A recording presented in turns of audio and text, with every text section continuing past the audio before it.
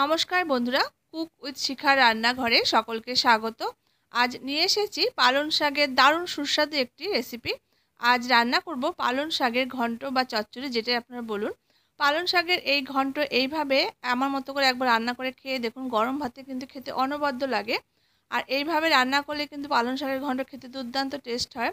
আশা করছি রেসিপিটি আপনাদের কাছে খুব ভালো লাগবে। যদি রেসিপিটি ভালো লাগে বন্ধুরা, তাহলে অবশ্যই লাইক করবেন, শেয়ার করবেন। আর যারা নতুন দেখছেন চ্যানেলটি, ভালো লাগলে চ্যানেলটি সাবস্ক্রাইব করে সাথে থাকা অনুরোধ রইল।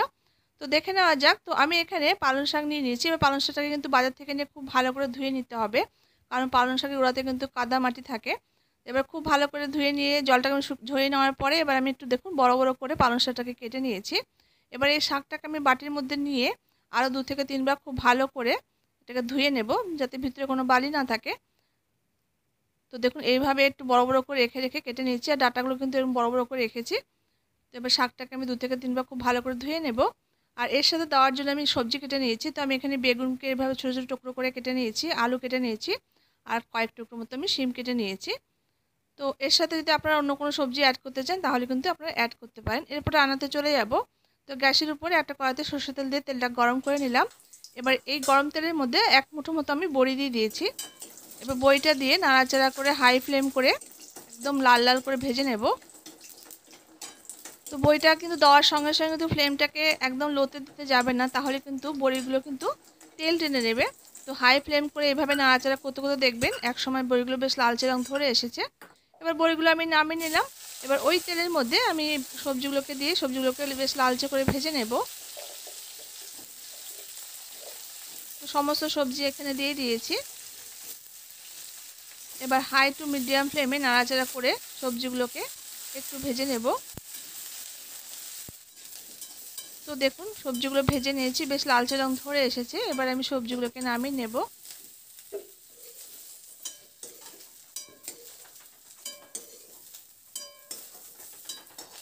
সবজিগুলো আমি নামিয়ে নিয়েছি।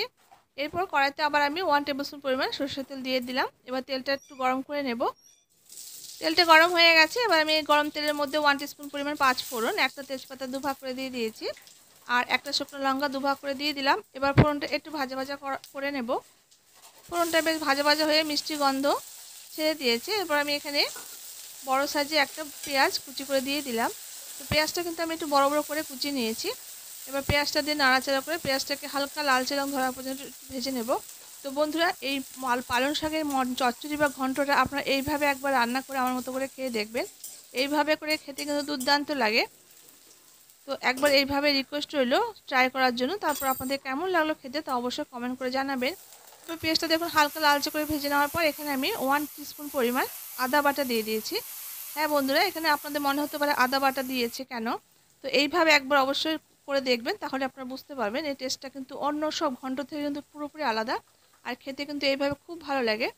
তো এরপর আমি 1/2 টিস্পুন হলুদের গুঁড়ো, 1/2 টিস্পুন এখানে লাল লঙ্কার গুঁড়ো আর টেস্ট হিসেবে লবণটা দিয়েছি।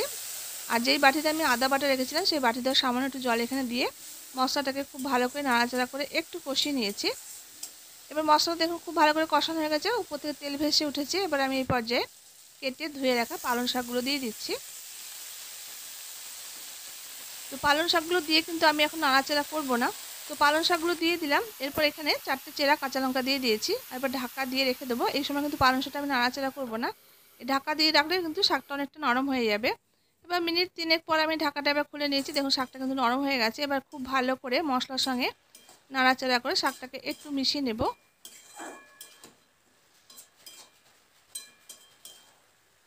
তো বন্ধুরা, আমার চ্যানেলে কিন্তু আমি এর আগে অনেক পালং শাকের রেসিপি অলরেডি শেয়ার করেছি। যদি আপনারা চান সেগুলো কিন্তু একটু দেখে নিতে পারেন। তো এবার আমি একটু নাড়াচাড়া করে নেওয়ার পর ভেজে রাখা আলু, বেগুন, শিমটা দিয়ে দিয়েছি। এবার শাকের সঙ্গে খুব ভালো করে একটু নাড়াচাড়া করে রান্না করে নিলাম মিনিট 2-3 জন্য। আর এতে কিন্তু একটু জল দেবো না, এই শাক থেকে যে জলটা বেরোবে ওই জলে কিন্তু খুব ভালো করে সেদ্ধটা হয়ে যাবে। তো এবার একটা ঢাকা দিয়ে মিনিট 7-8 মতো লো ফ্লেম করে একটু রান্না করে নেব। বা মিনিট 7 পর ঢাকাটা আবার খুলে নেব। এবার একটু নাড়াচাড়া করে দেখে নেব। আলুগুলো কিন্তু খুব সুন্দর করে সেদ্ধ হয়ে গেছে। তো আমি একটু দেখে দিই আপনাদেরকে। দেখুন আলুগুলো খুব সুন্দর সেদ্ধ হয়ে গেছে। আর শিম আর বেগুন তো নরম সবজি অলরেডি সেদ্ধ হয়ে যাবে। শাকটাকে একটু নাড়াচাড়া করে নেওয়ার পর এখানে আমি এবার যে বড়িগুলো ভেজে তুলে রেখেছিলাম সেই বড়িগুলোকে একটু আধ ভাঙা করে এই শাকের মধ্যে দিয়ে দিচ্ছি। বড়িটা কিন্তু একদম শেষ পর্যায়ে দিতে হবে। এবার বড়িটা দিয়ে একটু নাড়াচাড়া করে বেশ করে একটু কয়েক মিনিট রান্না করে নিলে ব্যাস তৈরি হয়ে যাবে। আর এই শাকটাকে একটু মাখো মাখো ব্যাপার আনার জন্য 2-4টে কিন্তু আলু আপনারা এভাবে একটু ভেঙে দিতে পারেন। এরপর এখানে আমি হাফ টিস্পুন পরিমাণ চিনি দিয়েছি। হ্যাঁ বন্ধুরা, এখানে অনেকে কিন্তু চিনিটা পছন্দ করে না, তবে যারা পছন্দ করেন তারা দেবেন, যারা পছন্দ করে না তারা চিনিটা স্কিপ করতে পারেন। তবে আমি বলবো চিনিটা দিলে কিন্তু এর টেস্টটা ব্যালেন্স হবে, খেতে কিন্তু খুব ভালো লাগে। এবার রান্নাটা কিন্তু আমার শেষ পর্যায়ে চলে এসেছি। আরও কয়েক মিনিট নাড়াচাড়া করে বেশ রান্না করে নিয়েছি, বেশ একটু মাখো মাখো ব্যাপারটা চলে এসেছে। এরপর আমি নামানোর আগে একটু কাঁচা সরষের তেল ছড়িয়ে দিয়ে নামিয়ে নেব। তো রান্নাটা আমার হয়ে গেছে। তো কাঁচা সরষের তেল ছড়িয়ে দিয়ে একটু নাড়াচাড়া করে নিলাম। এবার আমি ঢাকা দিয়ে মিনিট 5 মতো স্ট্যান্ডিং টাইমে রেখে দিয়ে আমি আপনাদের সার্ভ করে দেখাচ্ছি। তো দেখুন বন্ধুরা, এই মুখরোচক পালং শাকের চচ্চড়ি বা ঘন্ট একদম তৈরি হয়ে গেছে, গরম ভাতে খাওয়ার জন্য একদম রেডি। তো এইভাবে অবশ্যই করে একবার ট্রাই করে দেখবে। আর এইভাবে এই চচ্চড়ি বা ঘন্ট রান্না করে খেতে কিন্তু দারুণ লাগে। তো একবার রিকোয়েস্ট রইলো এইভাবে ট্রাই করার জন্য। আর আপনাদের কাছে কেমন লাগলো খেতে তা অবশ্যই কমেন্ট করে জানাবেন। তো দেখা হচ্ছে পরবর্তী কোনো রেসিপির সঙ্গে। ততক্ষণের জন্য আপনারা সবাই খুব ভালো থাকবেন, সুস্থ থাকবেন। ধন্যবাদ।